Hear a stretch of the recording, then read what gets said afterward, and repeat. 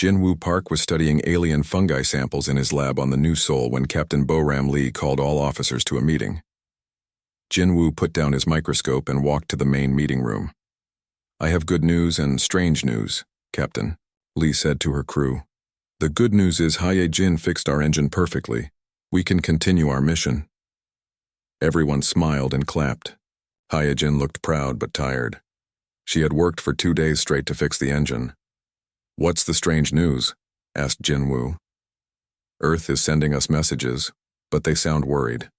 They keep asking if we're under attack. They want to know if..." "We're safe," Captain Lee said. Tae-Ho spoke up from his seat. "I told Earth we were fine. I sent clear messages saying the engine was fixed and we were continuing our mission." "Maybe the messages got mixed up in space," suggested Hae-Jin. "Sometimes that happens with long-distance communication." Captain Lee nodded. "Send another message. Tae-Ho, make it very clear that we are safe. The ship is working and we are exploring as planned." Tae-Ho went back to his communication room and sent the message. He used simple words and sent it 3 times to make sure Earth would understand. But the message never reached Earth first. Far away, on the Galactic Council space station, the broken translation computer received Tae-Ho's message. The computer tried to change the human words into alien language, but it made the same mistakes as before. What came out said, "Human resistance continues. Enemy overwhelming our forces. Making final stand at primary location.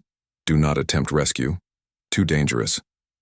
Admiral Colthera read this message on her flagship while the huge alien fleet traveled toward Earth. Her forearms shook with anger and sadness. "The humans are telling us not to come," she told her officers. "They think they will all die and they don't want us to die too." Dr. Yelena was also on the flagship. Her blue tentacles moved in patterns that showed respect.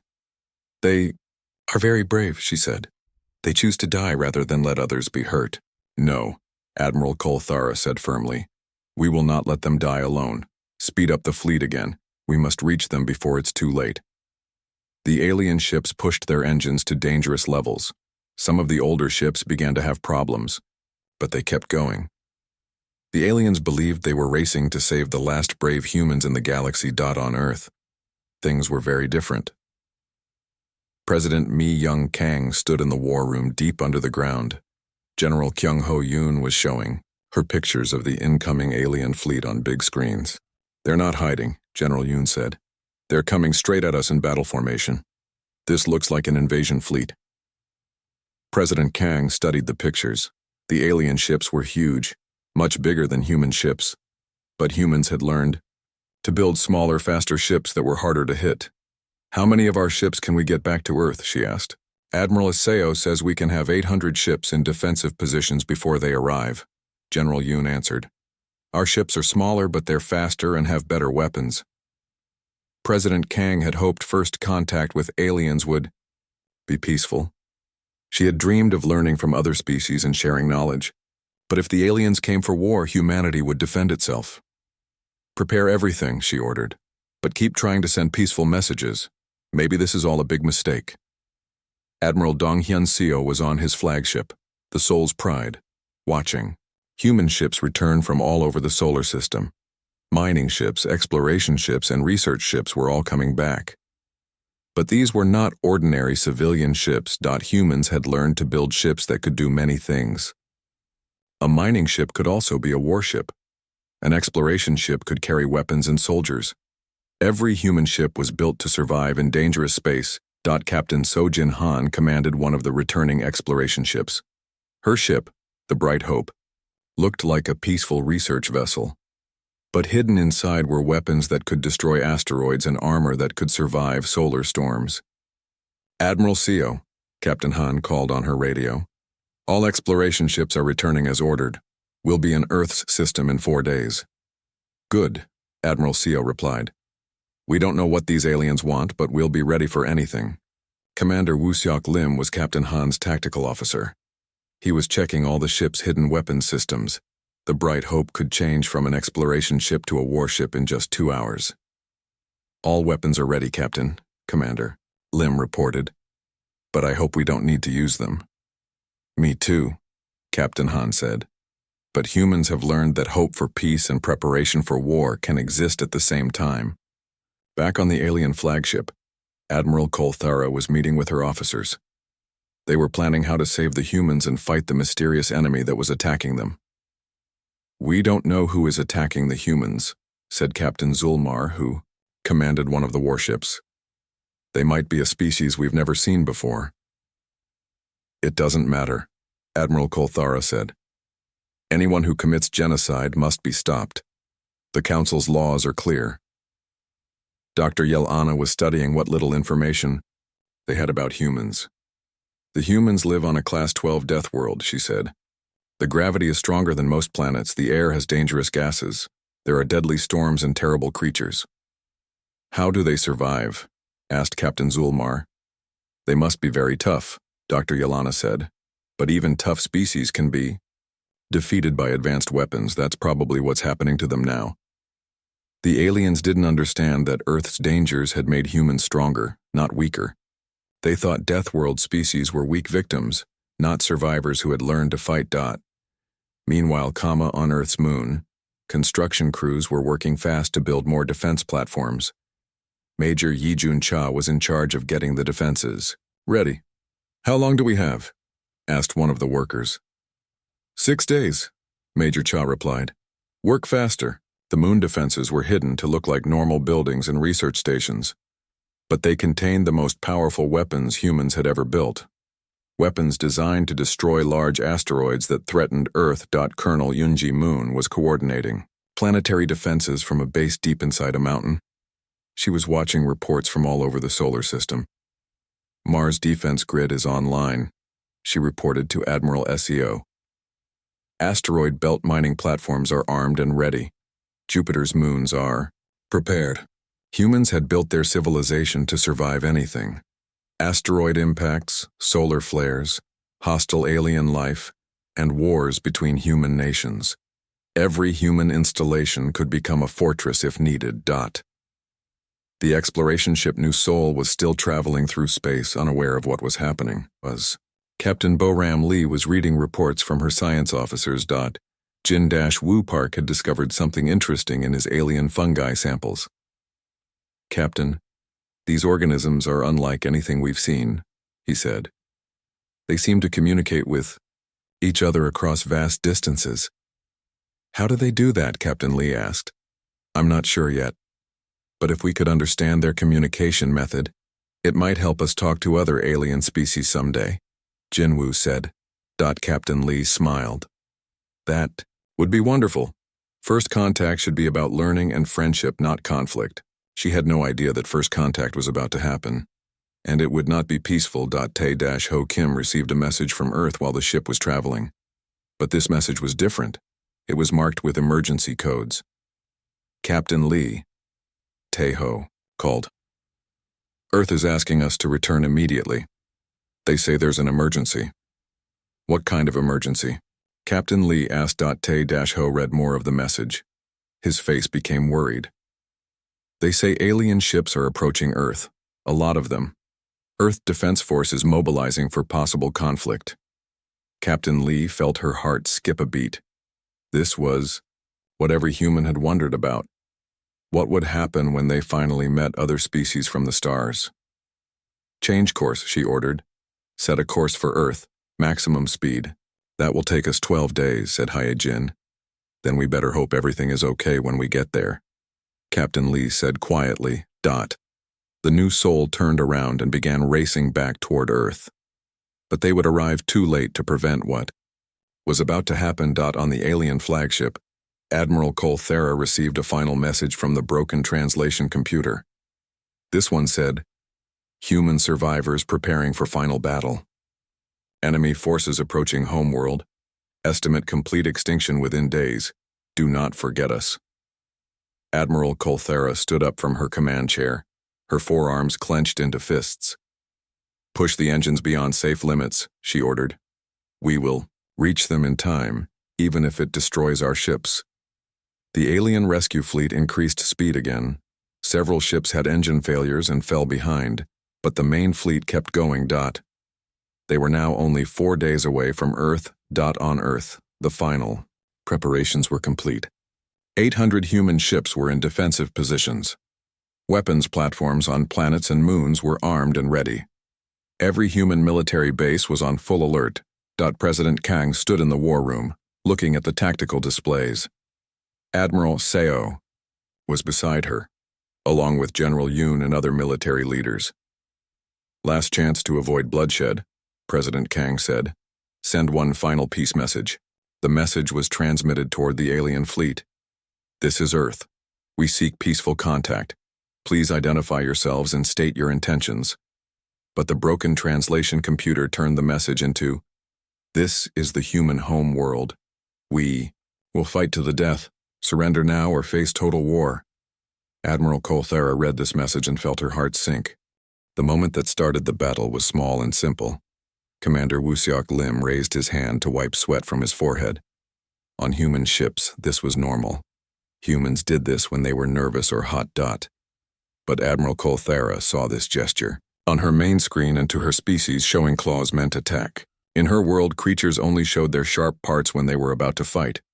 "They're signaling attack," Admiral Kolthera shouted to her fleet. "All ships engage. Save the humans." "Wait," Dr. Yelena tried to say, but it was too late. The alien flagship fired the first shot. A beam of energy shot across space toward Captain Sojin Han's ship. The Bright Hope. Captain Han saw the beam coming on her screens. "Evasive action," she yelled. Her ship twisted away from the alien weapon, but the beam still hit their outer hull. The Bright Hope shook, and lights flickered on the bridge. "Damage report," Captain Han called out. "Minor hull damage, no casualties," Commander Lim reported. "But Captain, they just fired on us." "I noticed," Captain Han said grimly. "Return fire. All weapons." The Bright Hope, which had looked like a peaceful exploration ship, suddenly showed its true nature. Weapon ports opened. Along its hull, the ship's main gun, hidden inside what looked like a communications array, powered up and fired. The aliens were shocked. The small human ship hit their flagship with a weapon that punched through their shields like they were paper. Alarms rang throughout Admiral Kolthera's command center. "How is that possible?" Captain Zulmar asked over the radio. "That ship is tiny." "Report," Admiral Kolthera demanded. Her damage control officer was reading from multiple screens. "Forward shields down to 60%, Admiral. Hull breach on decks 7 through 9. How can such a small ship have such powerful weapons?" Admiral Kolthera realized they had made a terrible mistake about human technology, but there was no time to think about it. The battle had begun. All across space, human and alien ships began firing. The aliens had expected to fight primitive weapons and desperate survivors. Instead, they found themselves fighting an enemy that hit harder than anything they had ever faced. Captain Jae Sung-oh commanded a human heavy assault squadron. His ships looked like cargo haulers, but they were actually mobile weapons platforms. When the battle started, he led 12 ships against 50 alien vessels. "All units spread formation," Captain O ordered. "Show them what Earth steel can do." The human ships moved like dancers, twisting and spinning through space. They were much smaller than the alien ships, but they were also much faster. The aliens had built their ships to be strong and impressive. The humans had built theirs to survive and kill. Lieutenant Subin Nam was a fighter pilot, launched from one of the human carriers. Her small ship was no bigger than an alien shuttle, but it carried weapons that could destroy ships 100 times its size. "Tiger Squadron, follow my lead," she called to her fellow pilots. "Hit the big ones where they're weakest." The human fighters swarmed around the massive alien ships like angry wasps around a bear. The aliens tried to shoot them down, but the human pilots were too fast and too smart. Wing Commander Hyan Woo Shin was coordinating the fighter attack from his command ship. He watched as his pilots tore apart alien vessels that should have been impossible to defeat. "How are they doing this?" he heard an alien commander ask over a captured communication channel. The answer was simple. Humans came from a world that tried to kill them every day. They had learned to build things that could survive solar flares, asteroid impacts, and cosmic radiation. Their peaceful technology was actually military grade by alien standards. On the alien side, Battle leader Morgax was trying to save his ships from what seemed impossible. The humans were supposed to be weak Deathworld primitives. Instead, they fought like demons from the deepest nightmares. "Pull back," he ordered his squadron. "Regroup at safe distance." But there was no safe distance. The human weapons could reach across space farther than alien sensors could detect them. Human ships appeared from behind asteroids and moons, attacking from directions the aliens never expected. Major Yi Jun-cha activated the lunar defense platforms when the alien fleet came within range. What the aliens thought were research stations revealed themselves to be weapons that could crack moons. "Fire," Major Cha ordered. Simply beams of energy shot out from Earth's moon. Each beam was powerful enough to destroy an alien battleship with one hit. 3 alien vessels vanished in balls of light. The aliens finally realized the terrible truth. The humans hadn't just put defenses around their planet. They had turned their entire solar system into a weapon. Admiral Kolthara watched her fleet being destroyed on the main display. Ships that had taken years to build were being torn apart in minutes. Her rescue mission was becoming a disaster. "How many ships have we lost?" she asked. 47 destroyed, over 100 damaged, her aide reported with fear in his voice. "And the humans?" "We've destroyed 6 of their ships, Admiral." Admiral Kolthara felt sick. 6 human ships lost against 47 alien ships. This wasn't a battle. This was a slaughter. Dr. Yelena was studying the human weapon signatures on her sensors. "Admiral, I don't think these humans need rescuing." "What do you mean?" "Look at their technology," Dr. Yelena said, showing her the readings. "These weapons are more advanced than ours. Their ships are faster than ours. Their tactics are better than ours. But they're from a death world. Deathworlders are supposed to be primitive." "What if we were wrong?" Dr. Anna asked quietly. "What if living on a death world made them stronger, not weaker?" The battle continued to rage across the solar system. Commodore Sungmin Bae was commanding the human strategic fleet from his flagship, the Earth's Hammer. He watched the alien formations break apart under human attacks. "Sir," his tactical officer reported, "the aliens are trying to retreat." "Let some of them go," Commodore Bae ordered. "But not all. We need answers about why they attacked us." Colonel Yoon Ji-moon was coordinating the planetary defenses when something strange happened. Some of the alien ships were broadcasting messages on emergency frequencies. "What are they saying?" she asked her communication specialist. "It's hard to translate, ma'am, but it sounds like they're saying ceasefire and mistake and rescue mission." Colonel Moon frowned. "Rescue mission? What rescue mission?" On the alien flagship, Admiral Kolthara was trying to understand what had gone wrong. Her fleet was being destroyed by the very people they had come to save. "Send a message to all human ships," she ordered. "Tell them we came to help them." But the broken translation computer was still working. The message that reached the humans said, "Surrender now or we will destroy your planet." Admiral Donghyun Seo read the message on his command ship. "They're threatening to destroy Earth," he told his officers. "Continue the attack. Show no mercy." The human fleet pressed their advantage. More alien ships were destroyed or damaged. The massive alien rescue fleet was being defeated by ships a fraction of their size. Captain So Jin Han had disabled 3 alien vessels with her single ship. The aliens were still trying to capture her rather than destroy her, which confused her crew. "Why aren't they shooting to kill?" Commander Lim asked. "Maybe they want prisoners," Captain Han guessed. "Too bad for them we don't surrender easily." The Bright Hope continued its attack, using weapons the aliens had never seen before. Human technology was built to survive the worst that space could offer. Against alien ships designed for exploration and research, it was devastatingly effective. Battle leader Morgax was one of the alien commanders trying to make sense of the disaster. His ship had been hit multiple times and was losing power. "This makes no sense," he told his officers. "We came to rescue these humans. Why are they fighting us so hard?" "Maybe they don't understand we're trying to help them," suggested one of his aides. "Or maybe there was no enemy attacking them in the first place," Morgax said slowly. The terrible truth was becoming clear. What if we are the invaders they're fighting? The realization hit the alien fleet like a cold wave. They had come to rescue humans from attackers that didn't exist. The distress messages had been translation errors. There was no genocidal enemy force. There were just humans living peacefully in their solar system until 1,000 alien warships arrived. But the battle was too far along to stop easily. Both sides were angry now. Both sides had lost ships and crew. Both sides thought the other side had started the fight. Admiral Colthera tried one more time to communicate. She used the clearest language she could think of.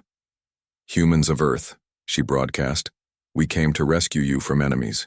We did not come to fight you. Please stop attacking us." But the translation computer failed one final time. The message the humans received said, "Humans of Earth, we came to conquer you and destroy you. We will not stop fighting you. Please, surrender to us." Admiral CO read this message and felt his anger grow even more. "They're mocking us," he said. "They think we'll give up because they have more ships." "Orders, sir?" asked his tactical officer. "Press the attack. Show them that humans don't give up no matter what the odds." The human fleet continued to destroy alien ships with ruthless efficiency. The aliens had numbers, but humans had better weapons, better tactics, and most importantly, they were fighting to defend their home. The battle was ending badly for the aliens when salvation came from an unexpected place. The exploration ship New Sol arrived at the edge of the solar system, just as Captain So-Jin Han was preparing to destroy another alien vessel. Captain Bo-Ram Lee looked at her sensors with shock and horror. "What is happening here?" she asked her crew. Tae-Ho Kim was studying the communication signals filling space. "Captain, I'm receiving messages from both human and alien ships, but something is very wrong with the translations." Jin-Woo Park was looking at the alien ship designs through their telescope. "These ships aren't built for war," he said. "Look at their configuration. Those are rescue ships, medical ships, and transport ships." Captain Lee realized what had happened. "The messages," she said suddenly. "Our distress calls. They were mistranslated." She turned to Tae-Ho. "Can you fix the translation problem?" "I think so," Tae-Ho said, working fast at his communication controls. "If I bypass the automatic systems and use direct language protocols." Meanwhile, the battle continued. Admiral Dong-Hyun Seo's flagship was closing in on the alien command ship. Admiral Kolthara's vessel was badly damaged and could barely fight back. "Admiral," Dr. Yelena said to Kolthara, "we need to surrender before they destroy us completely." "No," Admiral Kolthara said firmly. "Even if we die here, maybe the humans will survive. That's what matters." She still believed she was protecting humanity.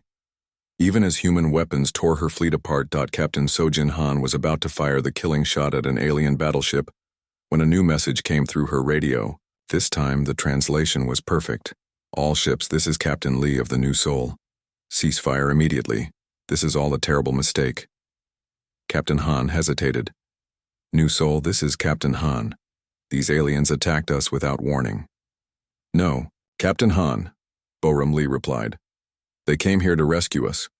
Our distress calls were mistranslated. They think we're under attack by someone else." The truth began to spread across the human fleet. Ship by ship, captains stopped firing as they understood what had really happened. Admiral CO received the message on his flagship and felt his world turn upside down. "Are you certain, Captain Lee?" "Yes, sir. My communications officer has identified the translation errors. The aliens never meant to attack us. They thought they were coming to save us." Admiral CO looked at the alien fleet, now reduced to less than half its original size. Hundreds of alien ships destroyed, thousands of alien crew members dead. All because of a translation error. "All human ships cease fire," Admiral CO ordered. "Repeat, all ships cease fire immediately."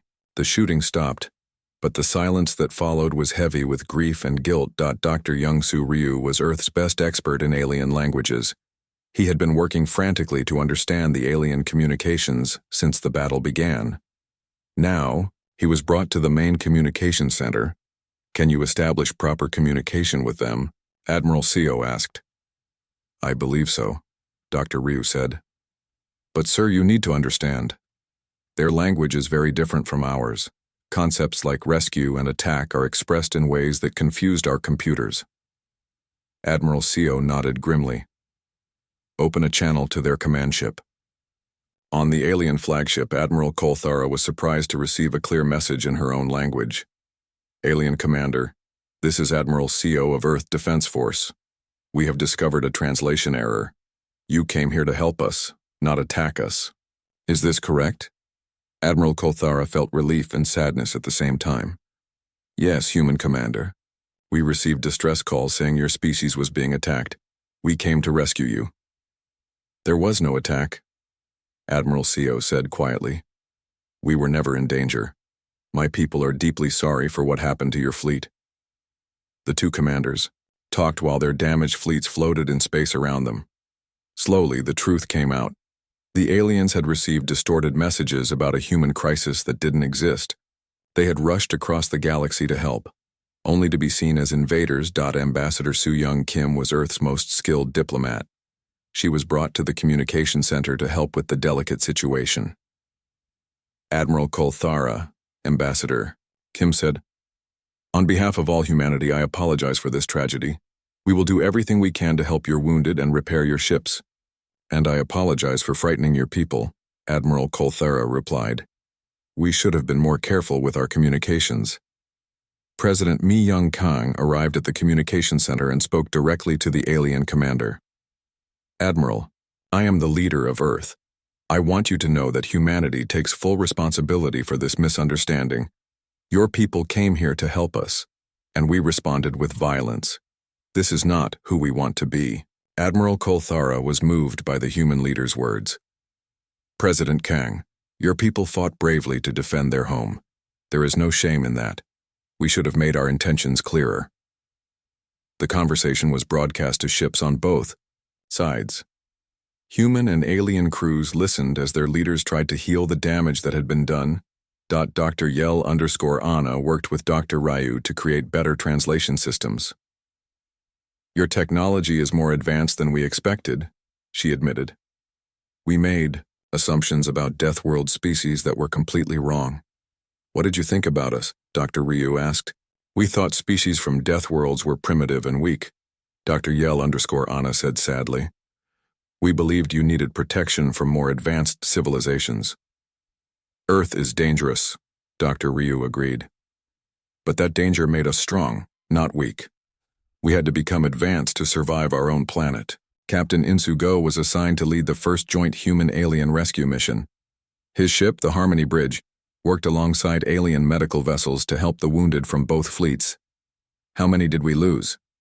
Captain Go asked his medical officer.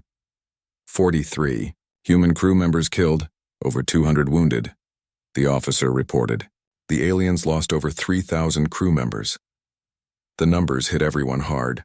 So many lives lost because two species couldn't understand each other properly. Jin-Woo Park worked with alien scientists to study the communication problem. The HFY issue isn't just language, he explained to Captain Lee. It's cultural. The aliens communicate emotions and intentions very differently than we do. Can we fix it? Captain Lee asked. Yes, but it will take time. We need to learn not just their words but how they think. Fleet Admiral Ji-Hoon Kwan was put in charge of the joint recovery operation. Human and alien ships worked side by side to rescue survivors and salvage what they could. This is how first contact should have happened, Admiral Kwan said, watching. Human and alien crews worked together. Dr. Narration was amazed by alien medical technology when she worked with their doctors. Their healing techniques are centuries ahead of ours, she told her human colleagues. Meanwhile, alien engineers were equally impressed by human technology. Their ships are built to survive anything, one alien engineer reported. No wonder. They defeated us so easily. The truth was becoming clear to both sides. Humans and aliens had different strengths. Together, they could accomplish more than either could alone. Captain Haewon Young was given command of humanity's first diplomatic vessel. Her ship would carry the first human ambassadors to alien worlds. Are you ready for this? President Kang asked her. As ready as anyone can be for something that's never been done before, Captain Young replied. Counselor Velthari was one of the few alien commanders who survived the battle. She became humanity's first advocate in the Galactic Council. The Council must understand, she told the other alien leaders. Humans are not primitive Deathworlders. They are an advanced species with strong moral values. Yes, they are dangerous when threatened, but they are also capable of great compassion. She described how human ships had stopped shooting the moment they learned the truth, how human medical teams were working to save alien lives, how the human government took responsibility for the misunderstanding, even though both sides were at fault. The Galactic Council was amazed by these reports. No species had ever impressed them so much during first contact, especially after such a violent beginning. President Kang received a formal message from the Galactic Council 3 months after the battle. The Council invites humanity to join as a full member species, she read to her advisors. They're offering us membership not as junior partners but as equals. What does that mean for us? Asked Admiral Seo. It means we're not alone in the universe anymore, President Kang said. And apparently the galaxy needs us as much as we need them. The final scene took place 1 year later. Captain Haewon Jung's diplomatic ship approached the edge of the galaxy, where dangerous forces from outside threatened all civilized worlds. With her were ships from a dozen alien species, all working together under human leadership. The galaxy had learned that when facing unknown threats it was good to have allies who came from a death world. Captain, her communications officer reported, we're receiving distress signals from the outer colonies. Unknown hostiles are attacking civilian transports. Captain Young looked at the mixed fleet under her command. Humans, aliens, and ships that combined both technologies worked together as one force. Set course for the outer rim, she ordered. Let's go show these new threats why attacking peaceful civilians is a bad idea.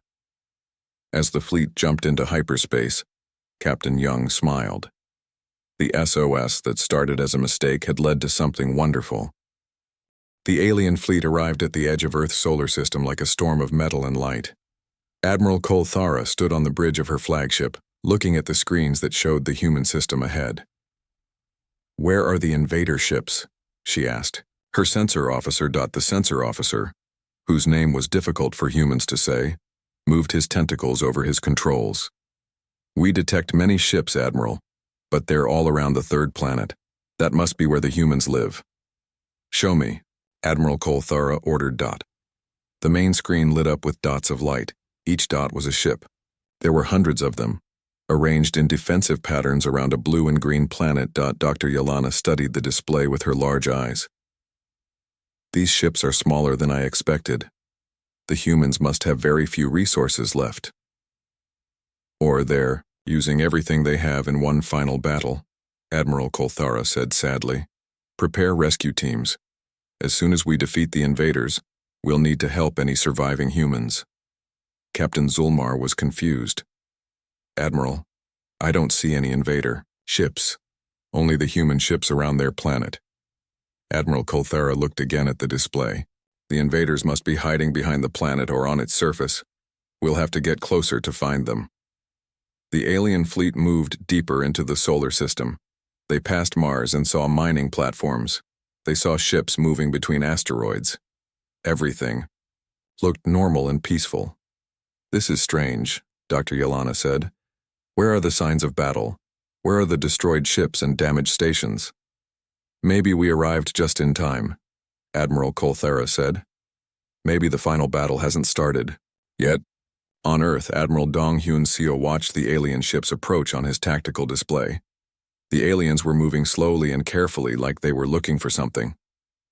Sir, said his communications officer, they're scanning everything. Our planets, our ships, our stations, they're mapping our entire defense network. Admiral Seo frowned. That's what you do before an attack. They're studying our defenses to find weak spots. President Mi-young Kang was in constant contact with the military commanders. Any response to our peaceful messages? She asked. None, ma'am, General Kyung Ho-yoon replied. They're ignoring all our attempts to communicate. Then they're not here to talk, President Kang said quietly. Give our forces permission to engage if the aliens make hostile moves. Captain Sojin Han was on the bridge of her ship, the Bright Hope, watching the alien fleet get closer. Her ship was part of the outer defensive line, positioned near Mars' orbit. "They're huge," said Commander Wusuk Lim, looking at the alien ships through their telescope. "Some of those ships are 10 times bigger than ours." "Size isn't everything," Captain Han replied. "Our ancestors learned that when they fought wars on Earth, small fast fighters can defeat big slow battleships. Should we power up weapons?" Commander Lim asked. "Not yet. But be ready to do it quickly," Captain Han said, "and keep our real capabilities hidden until we need them." The Bright Hope looked like a peaceful exploration ship from the outside. The aliens wouldn't know it carried enough firepower to destroy a small moon until it was too late. Admiral Kolthera's fleet continued moving toward Earth. As they got closer, they could see the blue planet more clearly. It looked beautiful but dangerous, with massive storms and radiation that would kill most alien species. How do they live on that terrible world? Captain Zulmar wondered. "Deathworlders are tougher than normal species," Dr. Yelana explained. "But that also makes them more primitive. They spend all their energy just surviving instead of developing advanced technology. The aliens were making a big mistake. They thought living on a dangerous planet made humans weak and backward.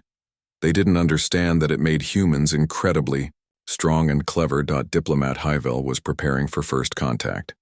He was the Galactic Council's best expert at talking to new species. His job was to communicate with the humans and explain that help had arrived. "What should I tell them?" Hyvel asked Admiral Kolthara. "Tell them we're here to evacuate survivors," the Admiral said. "Tell them they don't have to fight anymore. We'll take them somewhere safe." Hyvel activated the communication system and broadcast a message toward Earth. But the broken translation computer changed his words before sending them. What Hyvel said. "Attention humans. We are the Galactic Council Rescue Fleet. We have come to help you evacuate from your world. Please identify survivor locations for immediate pickup." What the humans received. "Attention humans. We are the Galactic Council Invasion Fleet. We have come to take control of your world. Please identify your strongest locations for immediate attack." On Earth, the message was received at communication centers around the planet. Officers quickly brought it to their commanders. Admiral SEO. Read the message twice, his face getting angrier each time. "They want us to tell them where our best defenses are," he said. "They think we're stupid enough to help them attack us." "It's definitely hostile intent," General Yoon agreed. "They're not even trying to hide it anymore." President Kang was shown the message in the war room. She closed her eyes for a moment, hoping this was all a bad dream. When she opened them, the message was still there. "Send a reply," she ordered. "Tell them this is human space. Tell them to state their real intentions, or leave our system." The reply was sent back to the alien fleet. But again, the translation computer changed the message. What President Kang sent. "This is Earth Defense Command. This solar system belongs to humanity. State your true intentions, or withdraw from our territory immediately." What Admiral Kolthara received. "This is the human death world fortress. This system will be our grave.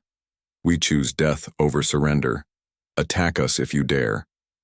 Admiral Kolthara read the message and felt her heart break. The humans were so brave, but they didn't understand that resistance was hopeless. They would die fighting for their terrible world rather than accept help. They refused to be rescued, she told her officers. They would rather die than leave their home. "What do we do?" asked Captain Zulmar. "We save them whether they want to be saved or not," Admiral Kolthara decided. "And we destroy whoever is forcing them to fight." The Admiral ordered her fleet to move into attack formation. She still believed there were hidden invader ships somewhere in the system. She would find them and destroy them, then evacuate the humans to safety. Captain Sojin Han watched the alien fleet change formation on her ship's sensors. The aliens were spreading out and moving faster now. "That's a battle formation, Commander," Lim reported. "They're preparing to attack."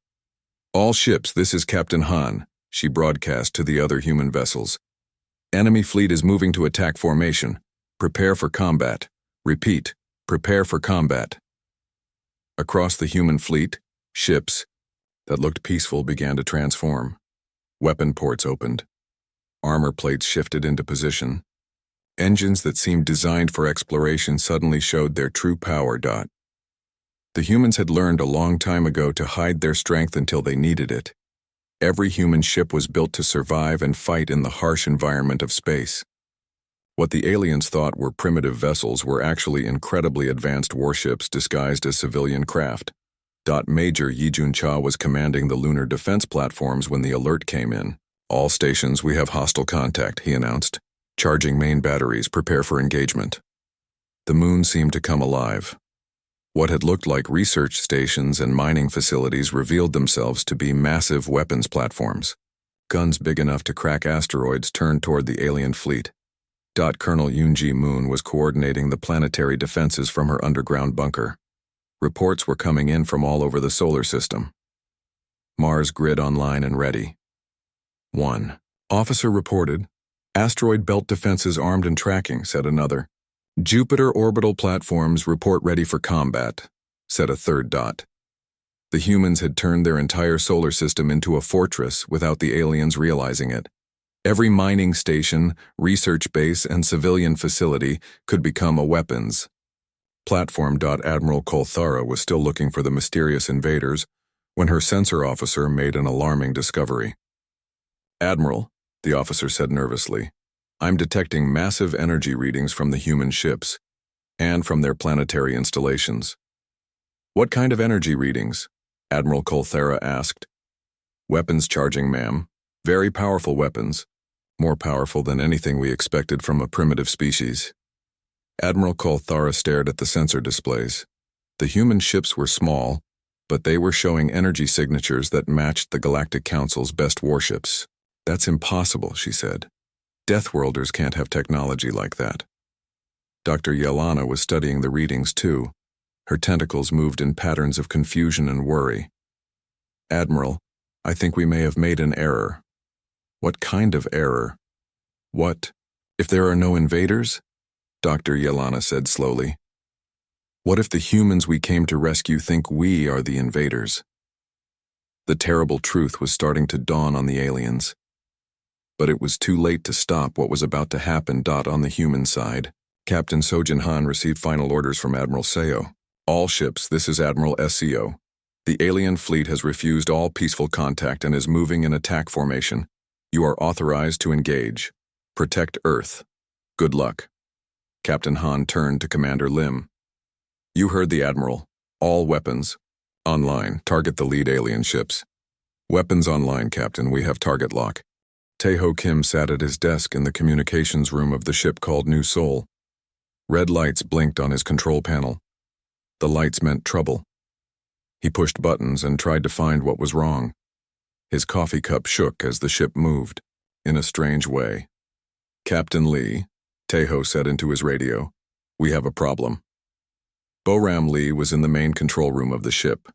She had been a ship captain for many years. Her hair was gray now, but her eyes were still sharp. She looked at the stars outside through the big window. "What kind of problem, Taeho?" she asked. "The engine is making strange sounds. The computer says we might need to stop soon," Taeho said.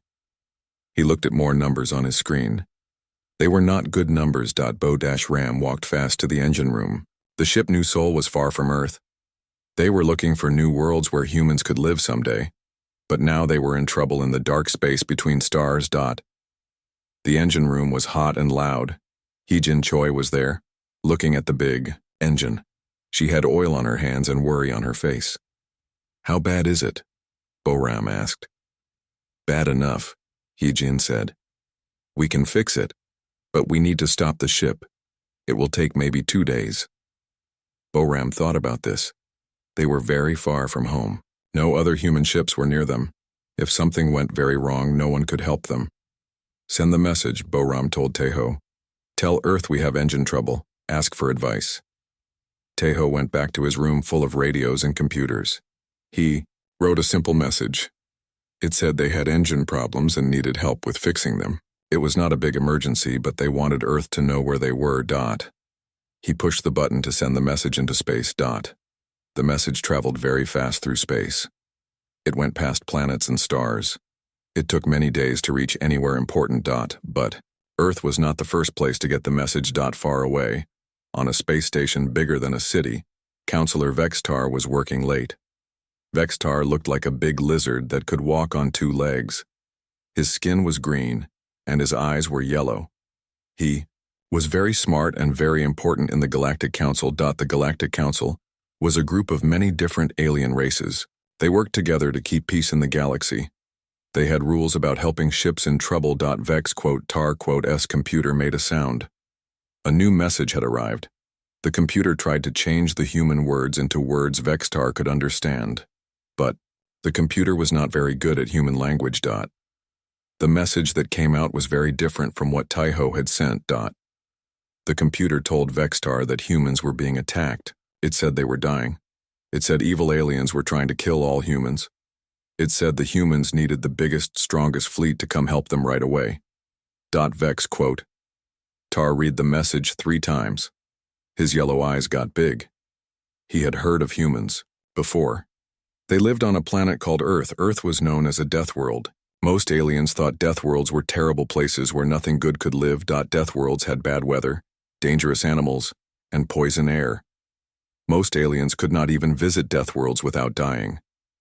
The aliens in the Galactic Council felt sorry for any species that had to live on such terrible planets.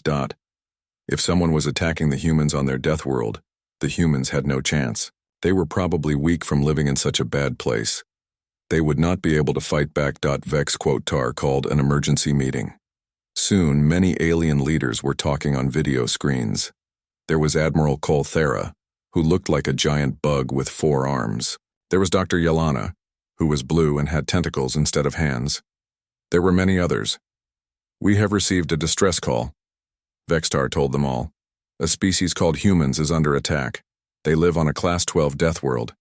The attack appears to be genocidal. The aliens all made sounds of shock and worry. A genocidal attack meant someone was trying to kill every single human. This was the worst crime in the galaxy. We must help them, said Admiral Colthera. Her voice sounded like clicking bugs. The Council has rules. We must protect species that cannot protect themselves. But their planet is a death world, said another alien. How can we land there? How can we save them? Dr. Yelana spoke up. Her tentacles moved as she talked. We have ships that can land on death worlds. We have suits that can protect us. We must try. If we do nothing, all the humans will die. The aliens talked for many hours. They all agreed they had to help. They would send their biggest rescue fleet. They would bring medical ships, food ships, and transport ships to take the humans away from their terrible planet. But they would also bring warships. If evil aliens were attacking the humans, the Galactic Council would fight them. While the aliens were making their plans, Taiho Kim was still working on his ship. Hye Jin had taken the engine apart. Pieces of metal were everywhere. She was trying to find the broken parts. I think I can fix it, Hye Jin said. But I need to make new parts. It will take time. Boram looked at the engine pieces. Do what you need to do. We're not going anywhere until it's fixed. Taiho had sent more messages to Earth. He told them exactly what was broken. He asked for advice on how to fix it. He said they were safe, but stuck.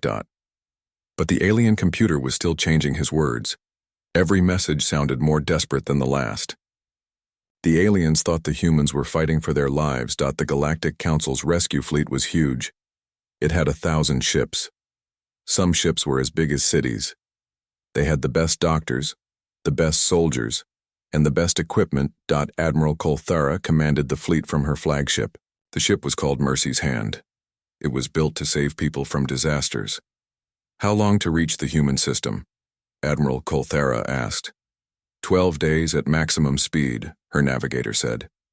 Make it 10 days, the Admiral ordered. Every hour. We wait.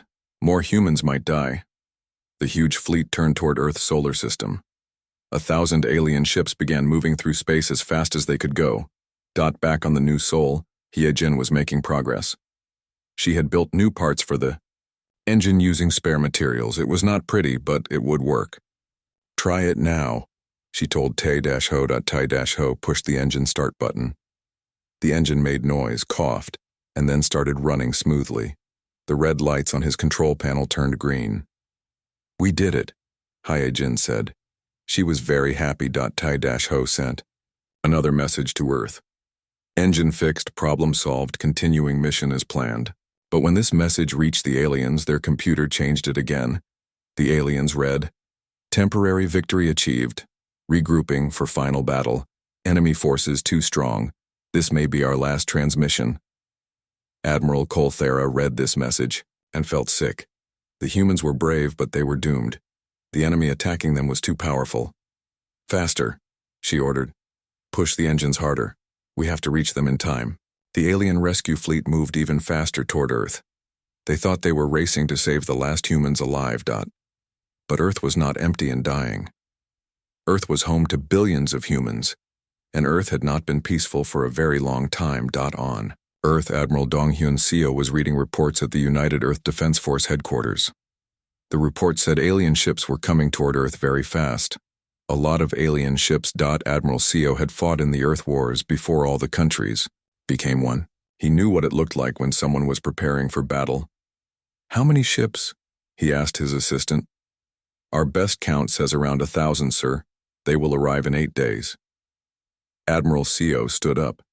He was a tall man with gray hair and scars on his hands from old battles.